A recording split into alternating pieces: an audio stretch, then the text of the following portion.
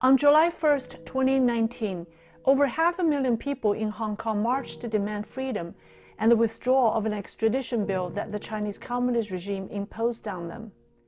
In the early afternoon at about 1 p.m., a group of people broke into the city's legislative building by shattering glass doors with a metal pulley and poles.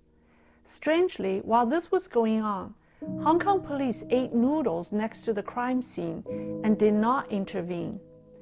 After breaking the glass at about 3 p.m., the few violent protesters mysteriously disappeared.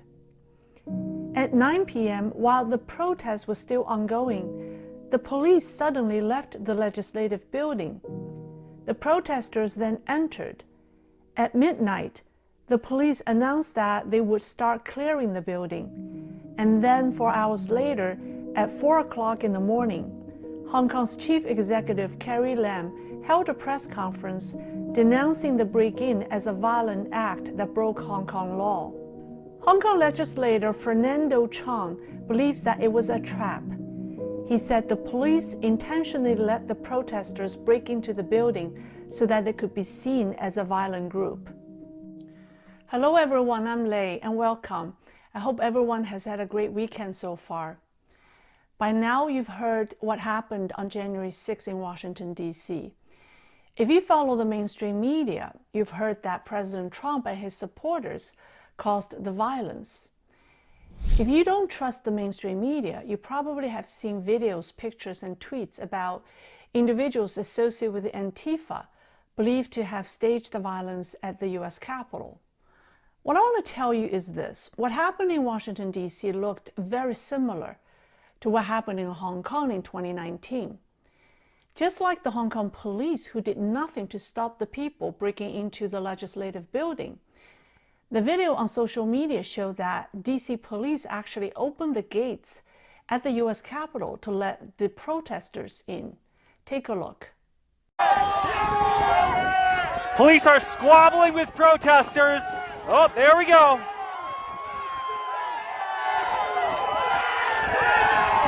And they just breached the Capitol again.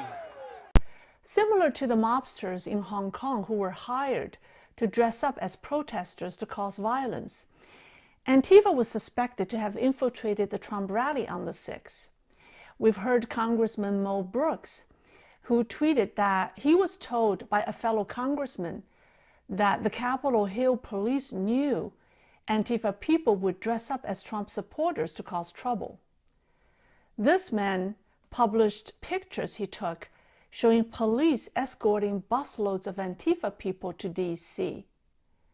Also take a look at this video. The guy in the video said that he was paid to protest. And I'm making this video because I want to confess that I was paid because he'd also told them to come and be wild. And I hope that's not too philosophical to pretend to protest today. I can't say by who, but I will just say that it's a organized effort. Another similarity is the victims. In both cases, the victims are the accused. The Hong Kong government accused the students of organizing the violence, but the students were seen leaving notes inside the legislative building to remind people not to vandalize public property. They even left reminders for protesters to leave money for any drinks they take from the refrigerator. Are there any violent rioters who are so civilized? Similarly, Trump supporters were accused of violence, yet they were seen on video trying to stop the violent people from breaking into the U.S. Capitol.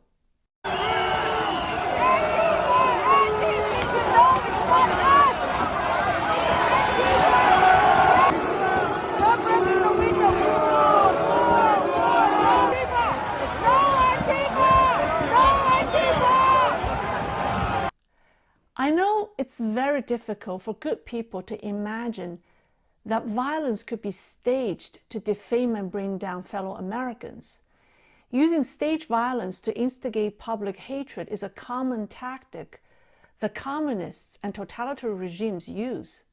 The Chinese Communist regime has used it many times against its own people inside China, in Hong Kong, and now we see that unfolding in America.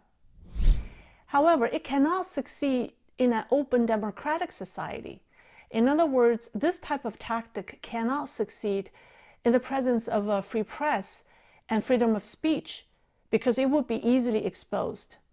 In order for it to succeed, those who plan the stage violence must have full control of the media, and censorship must be practiced to the fullest extent.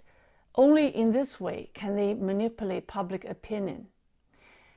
Didn't we just hear that Facebook banned the conservative walk-away campaign group after banning Donald Trump? Didn't Twitter just ban Michael Flynn and Sidney Powell?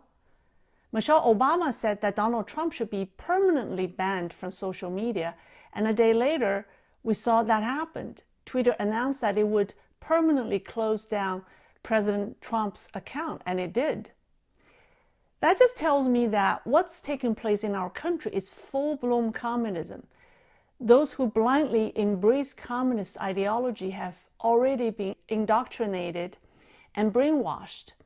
They have let in the monster called communism that has the goal of taking everyone down, including those who let it in. What comes next is persecution, and it's already starting.